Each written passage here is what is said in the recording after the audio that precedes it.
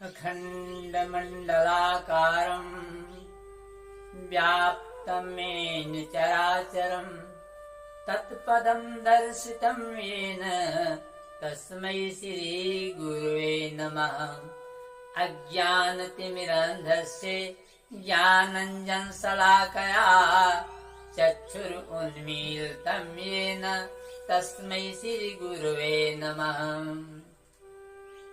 भगवान परब्रह्म परमात्मा की असीम अनुकंपा से मानव शरीर मनुष्य को मिलता है। बड़ी भाग्य मानुष तन पावा, सुर दुर्लभ सदग्रंथन गावा।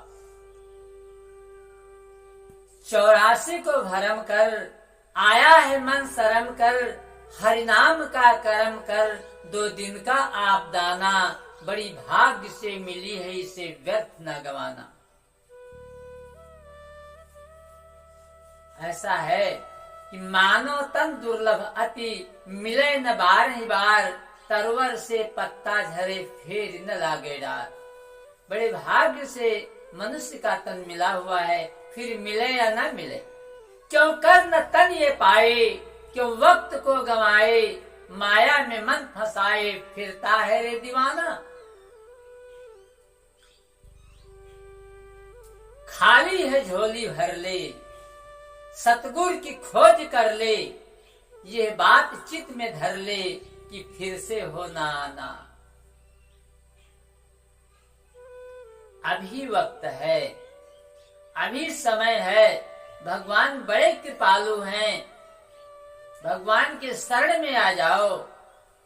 तो क्या करते हैं, अपने भक्त का दुर्गुण वो मानते ही नहीं हैं। अर्जनियो गुणी प्रभु मानी न काओ, और दीनी बंधु अति मृदुल स्वभाव। ऐसा स्वभाव तो किसी का है ही नहीं, वो अपने भक्तों का अवगुण मानते ही नहीं है। ये तो है, भक्तों के अवगुण पर ध्यान रखते तो कभी गणिका अजामिल ऐसे पतित साक्षात प्रभु के धाम को नहीं जा पाते।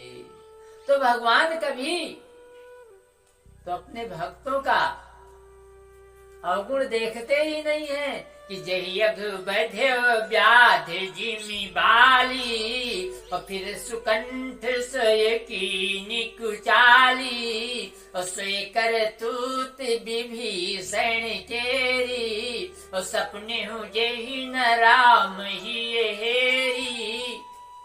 भगवान तो भूल को, उसके पाप को, उसके दुर्गुण को सपने में भी नहीं देखते हैं। अपने भक्तों का अवगुण मानते ही नहीं है। समझ लीजिए, अभी वक्त है, आप चाहे जो कुछ किए हो और आकर के भगवान के शरण में, भगवान मुझसे मेरी बहुत बड़ी गलती हुई, बहुत बड़ी गलती हुई, आप क्षमा करें। तो भगवान इतने क्षमा सागर हैं, इतने करुणा सिंधु हैं, पतित पावन हैं कि वो सब पापों को तुरंत भस्म कर देते हैं। भगवान कहते हैं, एक जन्म की पाप की तो बात हटा दें, अरे सन्मुख हो ये जीव मुहि जबहि, और जन्म कोटि अघिनाश तबहि। सन्मुख मेरे जीव आ जाए, मेरे शरण में आ जाए, तो उसके मैं कोट जन्मों का पाप क्षण में नष्ट कर सकता हूँ। इसलिए अस स्वभाव कहूँ सुनऊ न देखो, यही खगेश रघुपति समलेख्यो। तो अभी वक्त है, सोच ले मन में प्राणी, अभी वक्त है, भगवान के शरण में आ जा। तू संकल्प करके आया हुआ है, गर्भवास का है वादा तुम्हारा, रटूंगा प्रभु नाम की तेरे माला।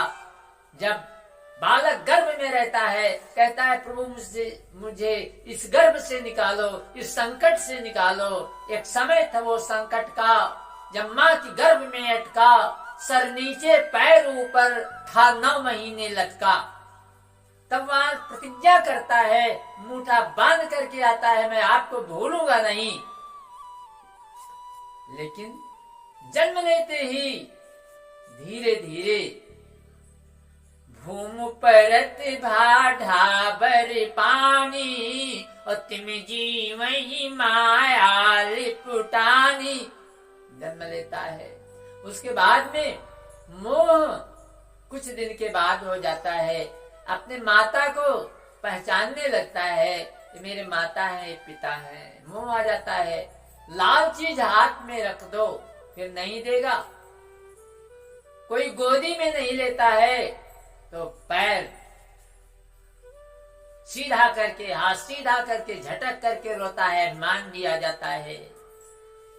कोई वस्त्र दे दो तो छोड़ता नहीं है। छोड़ने पर रोने लगता है। लोभ भी आ जाता है। तो मोह लोभ अभिमान क्रोध सब तुरंत आ जाते हैं थोड़े ही दिन में। केवल एक रह जाता है काम। काम पर, क्रोध पर, लोभ पर, मोह पर, अहंकार पर विजय पाना यही साधना है।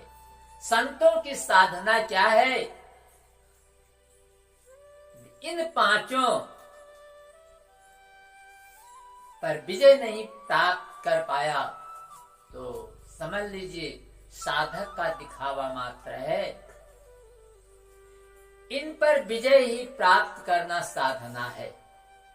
संतों के लिए और गृहस्थों के लिए इसका उपयोग करना साधना है। उपयोग करना साधना है। उपयोग का मतलब ये है कि हम गृहस्थ हैं तो कर्म करें, लेकिन किस प्रकार कर्म करें?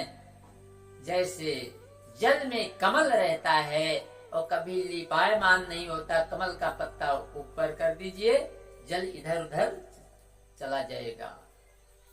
पद्म पत्र इवाम्भसा। ऐसे ही गृहस्थी में रहे लेकिन लिप्त न रहे।